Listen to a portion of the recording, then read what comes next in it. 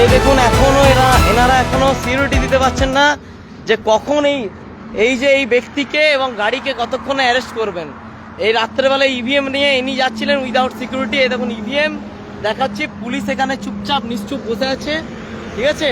এই দেখুন ইভিএম এখানে সামনেই আছে, ঠিক আছে। এই দেখুন ইভিএম, এই দেখুন এই অফিসার, হ্যাঁ নামটা দেখান, নাম দেখাতে কোনো অসুবিধা নেই। দেখুন না, এই দেখুন এনার ফোন নাম্বার, এবং পুলিশ প্রশাসন সব দাঁড়িয়ে আছে, এরা তৃণমূলের হয়ে কাজ করছে।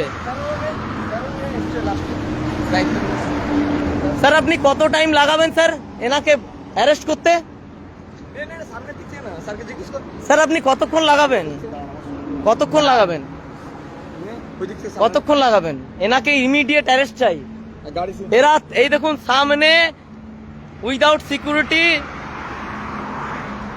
ইভিএম উইদাউট নিরাপত্তা, এবং দেখুন ইনি নিয়ে যাচ্ছিলেন পুলিশ প্রশাসন ছাড়া, এটা হিন্দুস্তান। এই দেখুন সামনে তৃণমূলের প্রাক্তন বিধায়ক হররাম সিং এর ছেলে, হ্যাঁ প্রেমপাল সিং এর গাড়ি। এই দেখুন এই প্রেমপাল সিং এর গাড়ি, এই ইলেকশন কমিশনের গাড়ি। সেটিংটা জামুড়িয়ায় বুঝে নিন।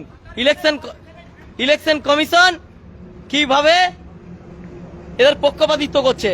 এরা কালকে জামুড়িয়ায় ভোট করাবে, কড়াই গন্ডায় জবাব দেবো। গাড়ি আছে ভিতরে, হোটেলের ভিতরে, আর এখানে তোমার ইয়ে নিয়ে। স্যার বলুন স্যার কতক্ষণ লাগবে?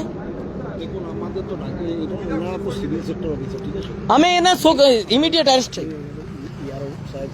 আমি এরকে ফোন করেছি, উনি বলেছেন টাইম নিয়েছেন, আমি জানিয়েছি। জানি সেটা পুরো সিভিল সেক্টর, তো আমাদের ইয়ারো সাহেবকে বলুন। হ্যাঁ কাজলদা, সেরকম আমরা আছি, ঠিক আছে।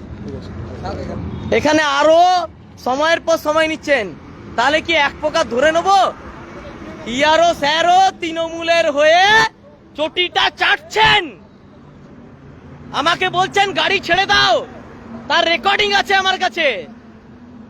বলছে গাড়ি ছেড়ে দাও, ভিডিওকে কমপ্লেন করে। এই গাড়ি যদি এখন ছেড়ে দিই, এরা পুরোপুরি ইগনোর করবে। গাড়ি আমরা রাত অব্দি এখানে রাখবো, যত বড় অফিসারই আসুক এখান থেকে গাড়ি বেরোতে দেবো না, এটা আমাদের চ্যালেঞ্জ থাকলো।